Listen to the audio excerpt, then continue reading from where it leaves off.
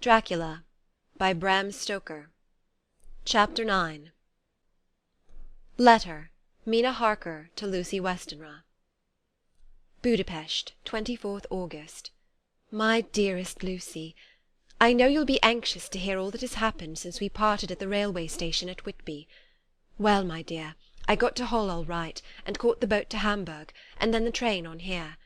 I feel that I can hardly recall anything of the journey, except that I knew I was coming to Jonathan, and that as I should have to do some nursing, I had better get all the sleep I could.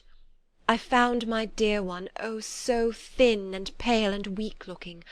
All the resolution has gone out of his dear eyes, and that quiet dignity which I told you was in his face has vanished. He is only a wreck of himself, and he does not remember anything that has happened to him for a long time past.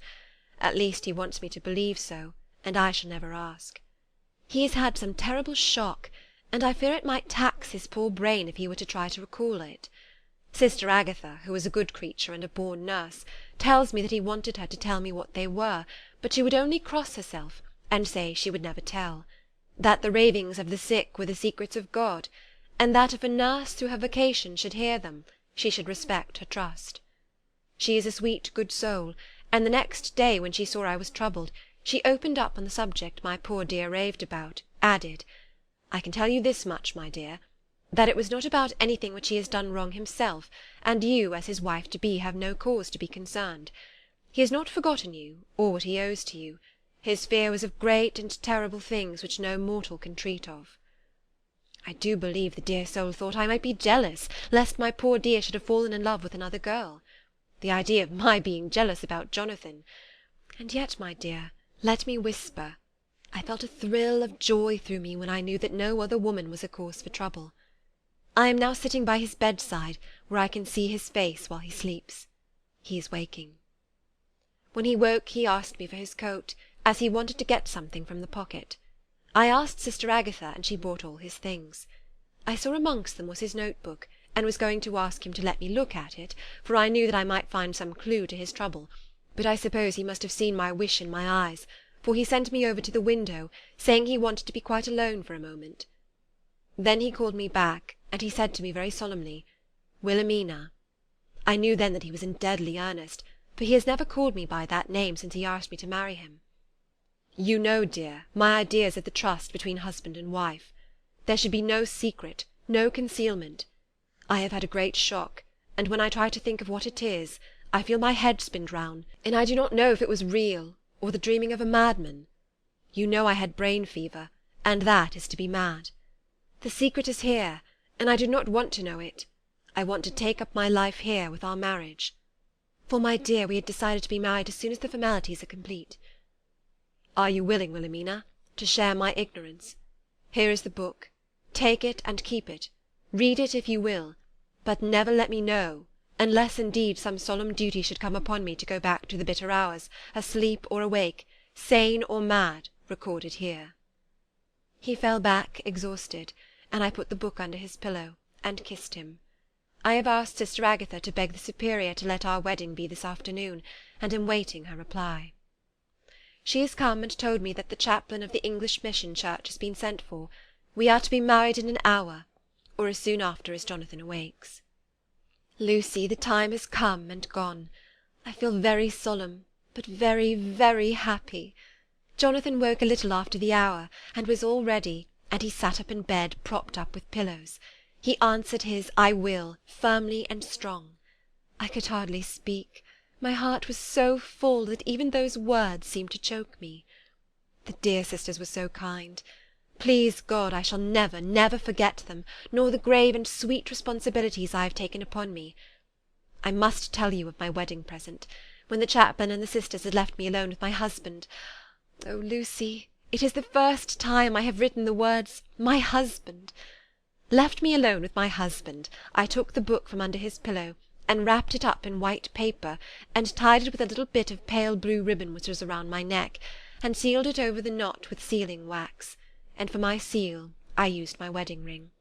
Then I kissed it and showed it to my husband, and told him that I would keep it so, and then it would be an outward and visible sign for us all our lives that we trusted each other, that I would never open it unless it was for his own dear sake, or for the sake of some stern duty, Then he took my hand in his, and oh, Lucy, it was the first time he took his wife's hand, and said that it was the dearest thing in all the wide world, and that he would go through all the past again to win it if need be. The poor dear meant to have said a part of the past, but he cannot think of time yet, and I shall not wonder if at first he mixes up not only the month, but the year. Well, my dear, what could I say? I could only tell him that I was the happiest woman in all the wide world, and that I had nothing to give him except myself, my life, and my trust, and that with these went my love and duty for all the days of my life. And, my dear, when he kissed me, and drew me to him with his poor weak hands, it seemed like a solemn pledge between us. Lucy, dear, do you know why I tell you all this? It is not only because it is all sweet to me, but because you have been, and are, very dear to me. It was my privilege to be your friend and guide when you came from the schoolroom to prepare for the world of life. I want you to see now, and with the eyes of a very happy wife, whither duty has led me, so that in your own married life you too may be all happy, as I am. My dear, please Almighty God, your life may be all it promises, a long day of sunshine, with no harsh wind, no forgetting duty, no distrust. I must not wish you no pain, for that can never be, but I do hope you'll be always as happy as I am now. Good-bye, my dear. I shall post this at once, and perhaps write to you very soon again. I must stop, for Jonathan is waking. I must attend my husband. Your ever-loving Mina Harker. Letter. Lucy Westenra to Mina Harker. Whitby, 30th of August. My dearest Mina, oceans of love and millions of kisses, and may you soon be in your own home with your husband. I wish you were coming home soon enough to stay with us here. The strong air would soon restore Jonathan. It has quite restored me. I have an appetite like a cormorant, am full of life, and sleep well. You will be glad to know that I have quite given up walking in my sleep. I think I have not stirred out of my bed for a week, that is, when I once got into it at night. Arthur says I am getting fat. By the way, I forgot to tell you that Arthur is here. We have such walks and drives and rides, and rowing and tennis and fishing together, and I love him more than ever. He tells me that he loves me more, but I doubt that, for at first he told me that he couldn't love me more than he did then. But this is nonsense. There he is calling to me, so no more just at present from your loving Lucy. P.S. Mother sends her love. She seems better, poor dear. P.P.S. We are to be married on the 28th of September. Dr. Seward's Diary. 20 August. The case of Renfield grows even more interesting. He has now so far quieted that there are spells of cessation from his passion. For the first week after his attack, he was perpetually violent. Then, one night, just as the moon rose, he grew quiet, and kept murmuring to himself, "Now I can wait. Now I can wait." The attendant came to tell me, so I ran down at once to have a look at him. He was still in the strait waistcoat and in the padded room, but the suffused look had gone from his face, and his eyes had something of their old pleading, I might almost say cringing, softness. I was satisfied with his present condition, and directed him to be relieved. The attendants hesitated, but finally carried out my wishes without protest. It was a strange thing that the patient had humour enough to see their distrust, for, coming close to me, he said in a whisper, all the while looking furtively at them, "They think I could hurt you. Fancy me hurting you, the fools!" It was soothing, somehow, to the feelings to find myself disassociated, even in the mind of this poor madman, from the others, but, all the same, I do not follow his thought. Am I to take it that I have anything in common with him, so that we are, as it were, to stand together? Or has he to gain from me some good so stupendous that my well-being is needful to him.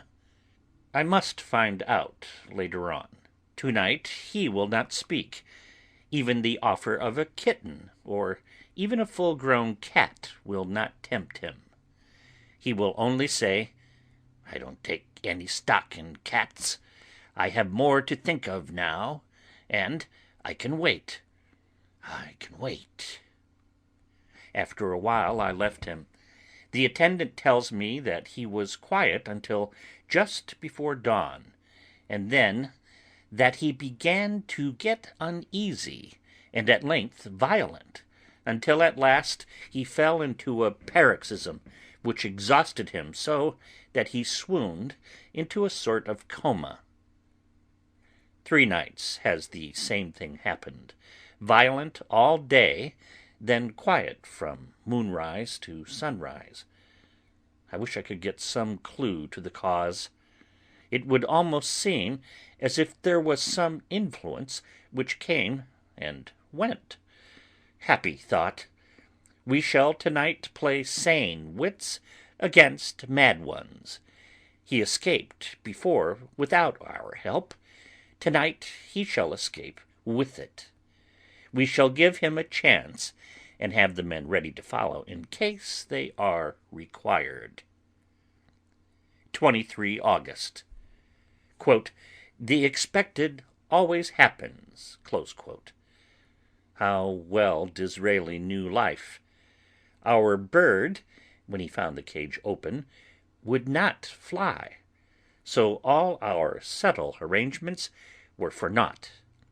At any rate, we have proved one thing, that the spells of quietness last a reasonable time. We shall in future be able to ease his bonds for a few hours each day. I have given orders to the night attendant merely to shut him in the padded room, when once he is quiet, until the hour before sunrise. The poor soul's body will enjoy the relief, even if his mind cannot appreciate it. Hark! The unexpected again! I am called. The patient has once more escaped. Later. Another night adventure. Renfield artfully waited until the attendant was entering the room to inspect. Then he dashed out past him and flew down the passage. I sent word for the attendants to follow. Again he went into the grounds of the deserted house, and we found him in the same place, pressed against the old chapel door. When he saw me, he became furious, and had not the attendant seized him in time, he would have tried to kill me. As we were holding him, a strange thing happened. He suddenly redoubled his efforts, and then as suddenly grew calm. I looked round instinctively, but could see nothing. Then I caught the patient's eye and followed it, but could trace nothing as it looked into the moonlight sky, except a big bat, which was flapping its silent and ghostly way to the west. Bats usually wheel about, but this one seemed to go straight on, as if it knew where it was bound for, or had some intention of its own. The patient grew calmer every instant, and presently said, "You needn't tie me. I shall go quietly." Without trouble we came back to the house. I feel there is something ominous in his calm, and shall not forget this night. Lucy Westenra's Diary. Hillingham, 24th of August. I must imitate Mina and keep writing things down. Then we can have long talks when we do meet. I wonder when it will be. I wish she were with me again, for I feel so unhappy. Last night I seemed to be dreaming again just as I was at Whitby. Perhaps it is the change of air, or getting home again. It is all dark and horrid to me, for I can remember nothing. But I am full of vague fear, and I feel so weak and worn out. When Arthur came to lunch he looked quite grieved when he saw me, and I hadn't the spirit to try to be cheerful. I wonder if I could sleep in mother's room tonight. I shall make an excuse to try. 25th of August. Another bad night. Mother did not seem to take to my proposal. She seems not too well herself, and doubtless she fears to worry me. I tried to keep awake, and succeeded for a while, but when the clock struck 12 it waked me from a doze, so I must have been falling asleep. There was a sort of scratching or flapping at the window, but I did not mind it, and as I remember no more, I suppose I must have fallen asleep. More bad dreams. I wish I could remember them. This morning I am horribly weak. My face is ghastly pale, and my throat pains me. It must be something wrong with my lungs, for I don't seem to be getting air enough. I shall try to cheer up when Arthur comes, or else I know he will be miserable to see me so. Letter. Arthur to Dr. Seward. Albemarle Hotel, 31 August. My dear Jack, I want you to do me a favor. Lucy is ill. That is, she has no special disease, but she looks awful and is getting worse every day. I have asked her if there is any cause. I not dare to ask her mother, for to disturb the poor lady's mind about her daughter in her present state of health would be fatal. Mrs. Westenra has confided to me that her doom is spoken, disease of the heart, though poor Lucy does not know it yet. I am sure that there is something preying on my dear girl's mind. I am almost distracted when I think of her. To look at her gives me a pang. I told her I should ask you to see her, and though she demurred at first, I know why, old fellow, she finally consented. It will be a painful task for you, I know, old friend, but it is for her sake, and I must not hesitate to ask, or you to act. You are to come at lunch at Hillingham tomorrow, 2 o'clock, so as not to arouse any suspicion in Mrs. Westenra. And after lunch Lucy will take an opportunity of being alone with you. I am filled with anxiety, and want to consult with you alone as soon as I can after you have seen her. Do not fail. Arthur. Telegram. Arthur Holmwood to Seward. 1 September. Am summoned to see my father, who is worse. Am writing. Write me fully by tonight's post to Ring. Wire me if necessary. Letter from Dr. Seward to Arthur Holmwood. 2 September. My dear old fellow, with regard to Miss Westenra's health, I hasten to let you know at once that in my opinion there is not any functional disturbance or any malady that I know of. At the same time, I am not by any means satisfied with her appearance. She is woefully different from what she was when I saw her last. Of course, you must bear in mind that I did not have full opportunity of examination such as I should wish.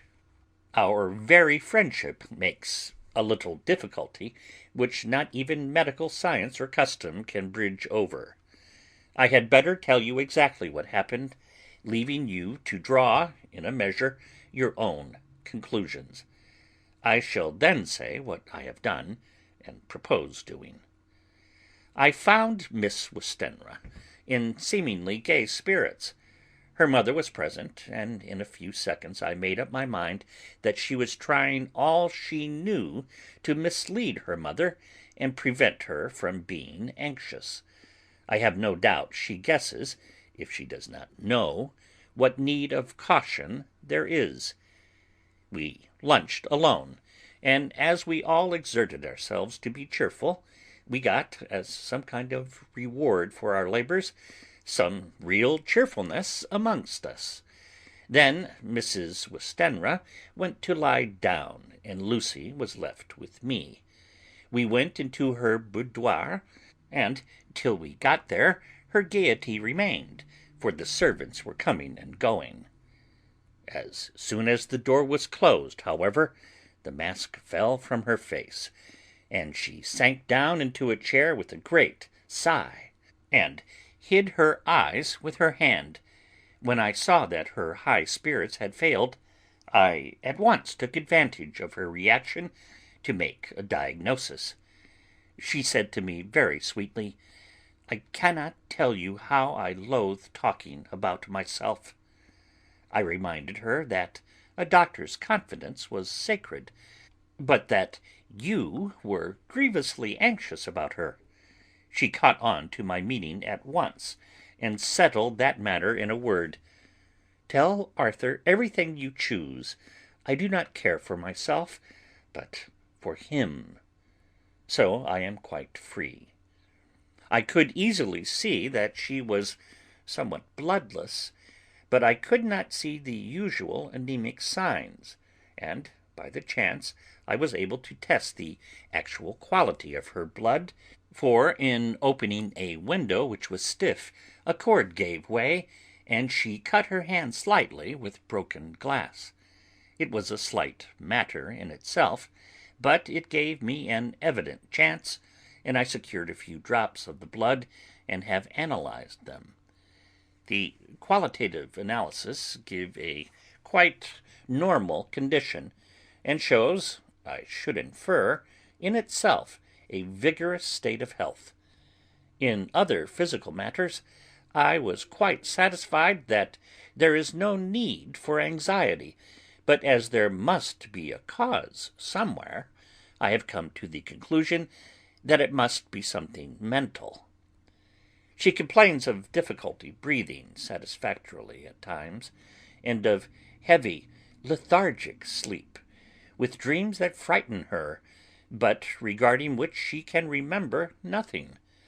She says that as a child she used to walk in her sleep, and that when in Whitby the habit came back, and that once she walked out in the night and went to East Cliff, where Miss Murray found her, but she assures me that of late the habit has not returned. I am in doubt, and so have done the best thing I know of. I have written to my old friend and master, Professor van Helsing of Amsterdam, who knows as much about obscure diseases as anyone in the world. I have asked him to come over, and as you told me that all things were to be at your charge, I have mentioned to him who you are, and your relations to Miss Westenra. This, my dear fellow, is in obedience to your wishes, for I am only too proud and happy to do anything I can for her. Van Helsing would, I know, do anything for me for a personal reason, so no matter on what ground he comes, we must accept his wishes. He is a seemingly arbitrary man.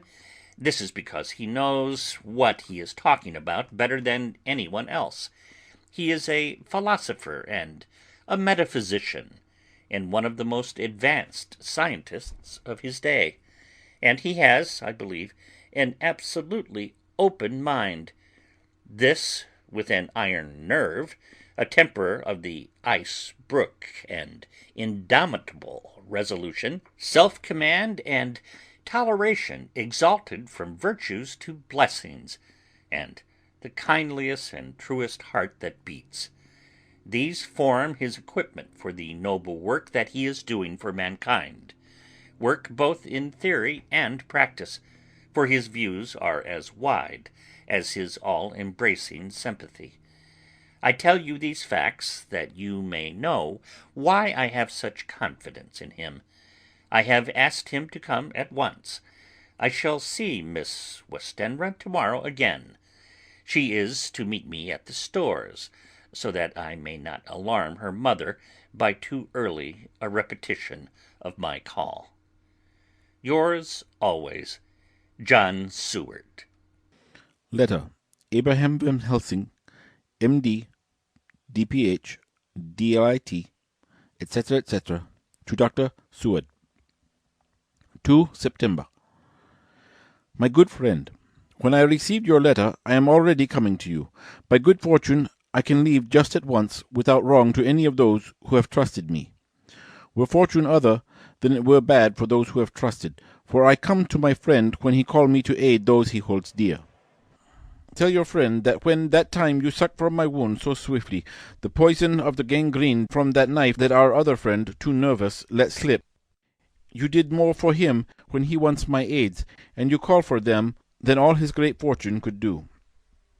But it is pleasure added to do for him, your friend. It is to you that I come.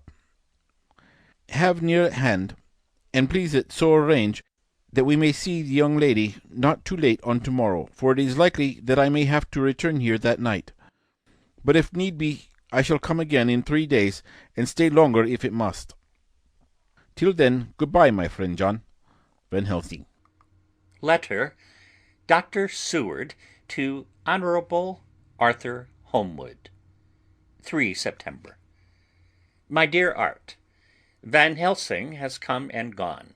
He came on with me to Hillingham, and found that, by Lucy's discretion, her mother was lunching out, so that we were alone with her. Van Helsing made a very careful examination of the patient. He is to report to me, and I shall advise you, for of course I was not present all the time. He is, I fear, much concerned, but says he must think. When I told him of our friendship, and how you trust to me in the matter, he said, "You must tell him all you think. Tell him what I think, if you can guess it, if you will.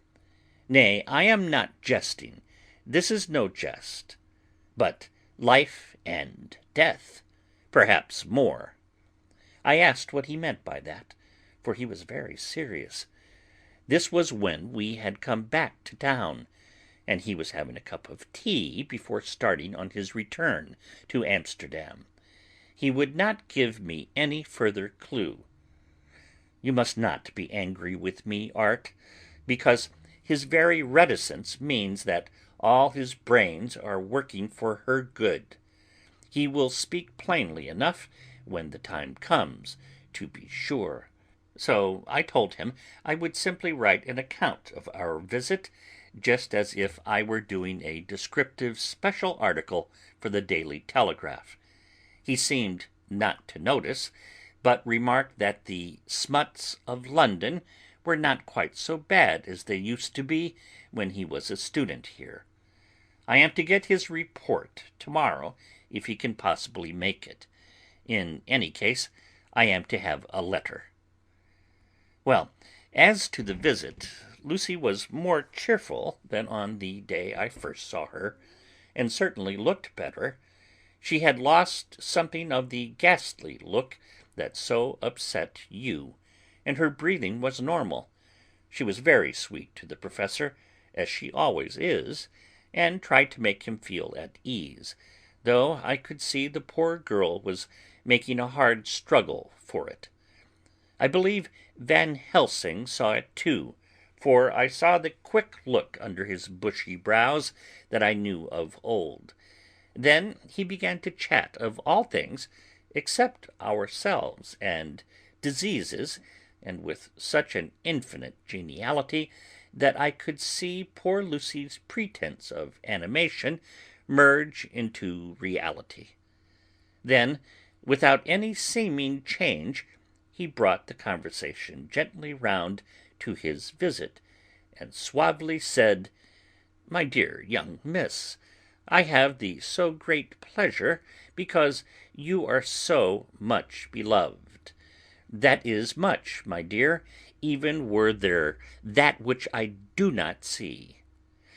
They told me you were down in the spirit, and that you were of a ghastly pale. To them I say, poof!" And he snapped his fingers at me and went on. "But you and I shall show them how wrong they are. How can he," and he pointed at me with the same look and gesture as that with which he pointed me out in his class, on, or rather after, a particular occasion which he never fails to remind me of, how can he know anything of a young lady? He has his madmen to play with, and to bring them back to happiness, and to those that love them. It is much to do, and oh, but there are rewards in that we can bestow such happiness. But the young ladies? He has no wife nor daughter, and the young do not tell themselves to the young, but to the old, like me, who have known so many sorrows and the causes of them. So, my dear, we will send him away to smoke the cigarette in the garden, whiles you and I have little talk all to ourselves." I took the hint, and strolled about, and presently the professor came to the window and called me in. He looked grave, but said, "I have made careful examination, but there is no functional cause. With you I agree that there has been much blood lost. It has been, but is not. But the conditions of her are in no way anemic. I have asked her to send me her maid, that I may ask just one or two questions, that so I may not chance to miss nothing. I know well what she will say, and yet there is cause. There is always cause for everything. I must go back home and think. You must send me the telegram every day, and if there be cause, I shall come again. The disease, for not to be well is a disease, interests me, and the sweet young dear, she interests me too. She charm me, and for her, if not for you or disease, I come." As I tell you, he would not say a word more, even when we were alone. And so now, Art, you know all I know. I shall keep stern watch. I trust your poor father is rallying. It must be a terrible thing to you, my dear fellow, to be placed in such a position between two people who are both so dear to you.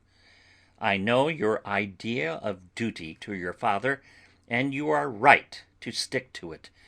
But if need be, I shall send you word to come at once to Lucy, so do not be over anxious unless you hear from me.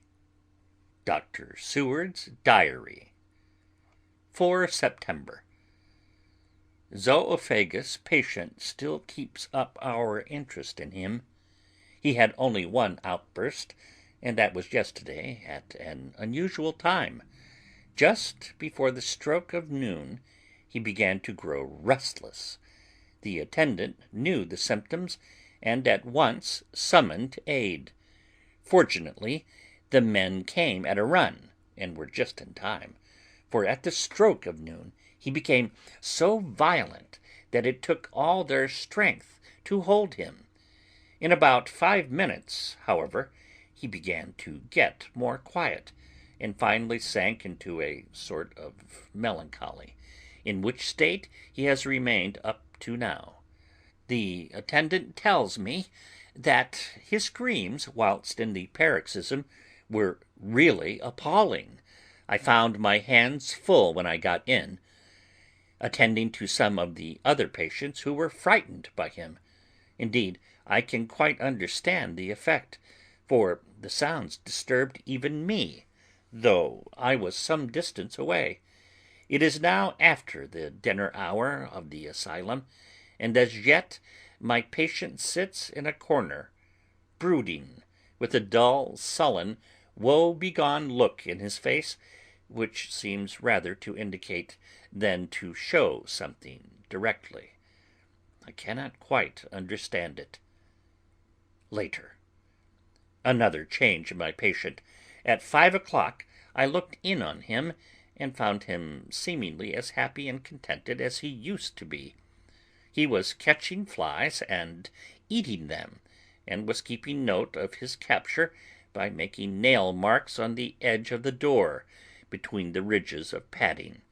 When he saw me, he came over and apologized for his bad conduct, and asked me in a very humble, cringing way to be led back to his own room, and to have his notebook again. I thought it well to humor him, so he is back in his room with the window open. He has the sugar of his tea spread out on the window-sill, and is reaping quite a harvest of flies. He is not now eating them, but putting them into a box as of old, and is already examining the corners of his room to find a spider. I tried to get him to talk about the past few days, for any clue to his thoughts would be of immense help to me, but he would not rise. For a moment or two he looked very sad, and said in a sort of far-away voice, as though saying it rather to himself than to me, "All over, all over. He has deserted me. No hope for me now, unless I do it myself." Then, suddenly turning to me in a resolute way, he said, "Doctor, won't you be very good to me and let me have a little more sugar? I think it would be very good for me." "And the flies?" I said. "Yes, the flies like it too, and I like the flies. Therefore I like it." And there are people who know so little as to think that madmen do not argue. I procured him a double supply, and left him as happy a man as, I suppose, any in the world. I wish I could fathom his mind. Midnight. Another change in him. I had been to see Miss Westenra, whom I found much better, and had just returned, and was standing at our own gate looking at the sunset, when once more I heard him yelling. As his room is on this side of the house, I could hear it better than in the morning. It was a shock to me to turn from the wonderful smoky beauty of a sunset over London, with its lurid lights and inky shadows, and all the marvellous tints that come on foul clouds even as on foul water, and to realize all the grim sternness of my own cold stone building, with its wealth of breathing misery, and my own desolate heart to endure it all. I reached him just as the sun was going down, and from his window saw the red disk sink. As it sank, he became less and less frenzied, and just as it dipped, he slid from the hands that held him, an inert mass on the floor. It is wonderful, however, what intellectual recuperative power lunatics have, for within a few minutes he stood up quite calmly and looked around him. I signalled to the attendants not to hold him, for I was anxious to see what he would do. He went straight over to the window and brushed out the crumbs of sugar. Then he took his fly box and emptied it outside, and threw away the box. Then he shut the window, and crossing over, sat down on his bed. All this surprised me, so I asked him, "Are you going to keep flies any more?" "No," said he, "I am sick of all that rubbish." He certainly is a wonderfully interesting study. I wish I could get some glimpse of his mind, or of the cause of his sudden passion. Stop! There may be a clue after all, if we can find why today his paroxysms came on at high noon and at sunset. Can it be that there is a malign influence of the sun at periods which affects certain natures, as at times the moon does others? We shall see. Telegram, Seward, London, to Van Helsing, Amsterdam. 4 September. Patient still better today. Telegram, Seward, London, to Van Helsing, Amsterdam. 5 September. Patient greatly improved. Good appetite, sleeps naturally, good spirits, color coming back. Telegram, Seward, London to Van Helsing, Amsterdam, 6 September. Terrible change for the worse. Come at once. Do not lose an hour. I hold over telegram to Homewood till have seen you. End of chapter 9.